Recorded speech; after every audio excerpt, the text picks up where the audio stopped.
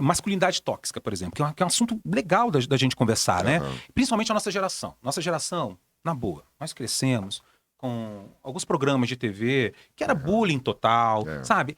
As propagandas... A isso, né? Cara, as propagandas na nossa época de infância era mulher de biquíni, propaganda de cerveja, de carro, sabe? Eu lembro das Cara, engraçado você falar isso. Né? Tem essas bem com esse estereótipo masculino, né? Mas, por exemplo, do cigarro.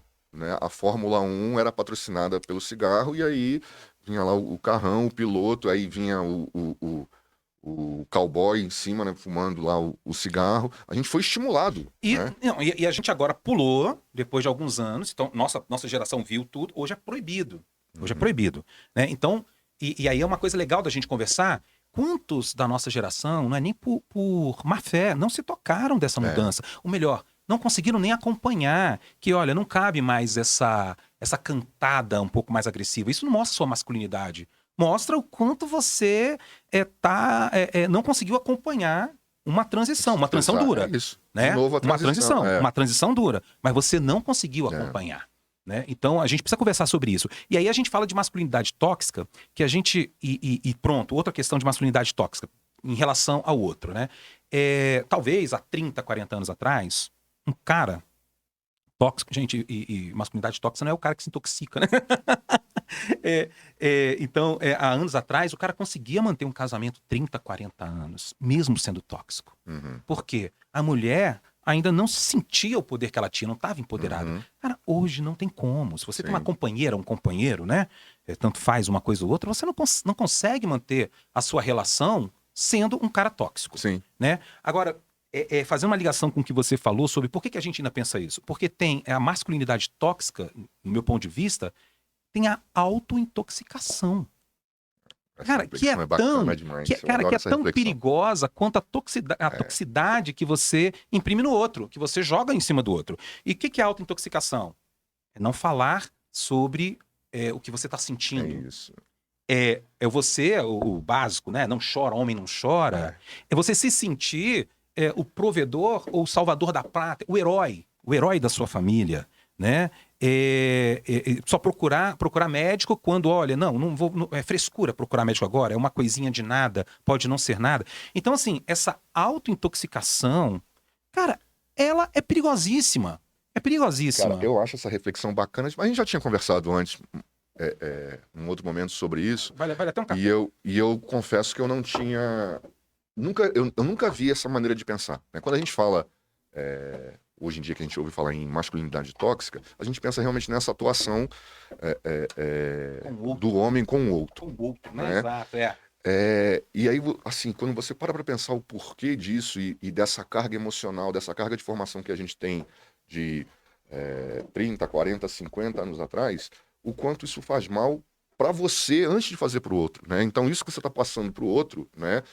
Você está fazendo mal para você mesmo, né? Então, eu acho isso fantástico, cara.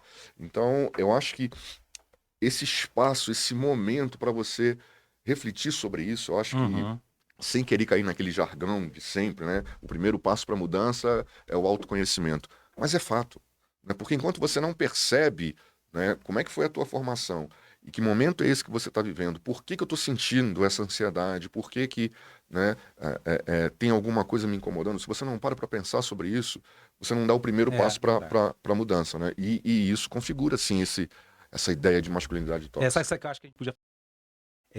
cara, vamos trazer algumas mulheres para conversar com a gente. Com certeza. Ensinar, inclusive. Com certeza. Eu acho que eu sou um cara antenado com isso, preocupado com isso, você também. Mas, de vez em quando, a gente dá umas rateadas ainda. Sim. Sabe? Sim. E eu acho que tem um termo, né, que se usa aí tanto para a questão de assédio, para outras questões dessa atualização, que é o letramento. Fala em letramento, que é, olha, vamos trazer para o nosso lado, ao invés de criar assim, nós contra eles. É isso. Ah, não, isso. Tem o pessoal que não aceita. Não é que não aceita, às vezes o cara não entendeu. Isso. Ele não entendeu.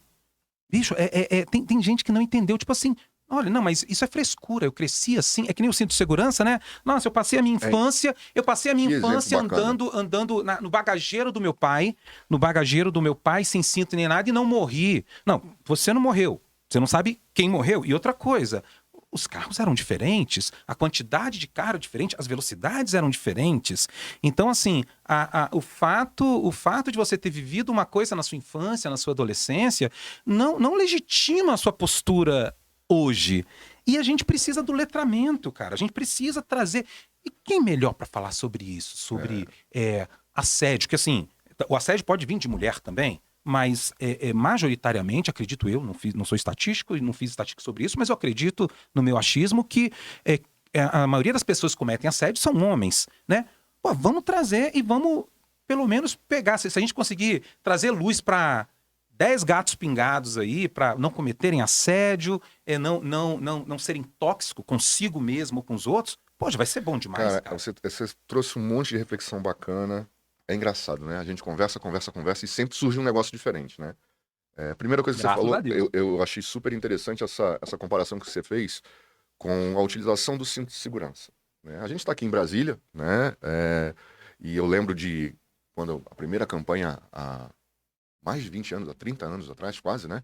Quando se tornou lei, Ah, sim, teve sim, uma sim. campanha educativa muito forte para quê? Para mudar comportamento, Uhum. né? Então, para mim, essa comparação, essa metáfora é perfeita, né? Como é que a gente muda comportamento, né? É ensinando as pessoas. Porque outro dia eu estava tendo uma conversa com uma amiga minha que é muito ativa, muito antenada, muito é, é, preocupada e antenada com esse momento de mudança.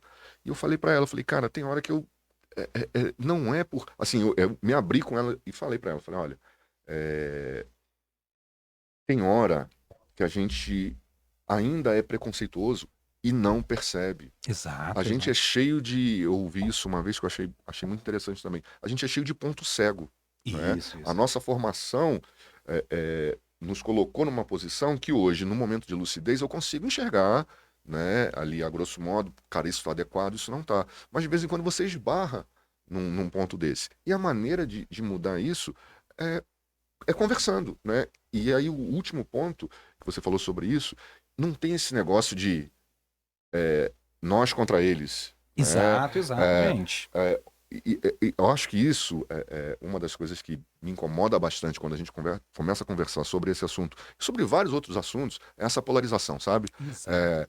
É, homens contra mulheres, eles contra elas, quem tá certo, quem tá errado. O objetivo não é esse, vamos sentar e vamos conversar, né? Não, Eu exato, acho que exato. é um momento bacana para isso.